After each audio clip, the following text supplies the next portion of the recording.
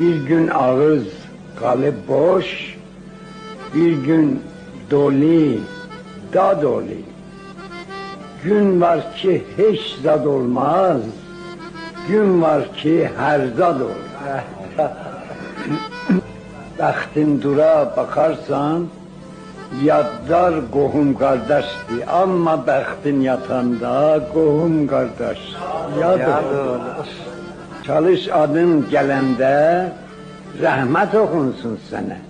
Dünyada senden kalan ahirde bir ad ol. Gördün işin eğildi, durma akil, gözden it. Dostun görer darıxar, düşman görer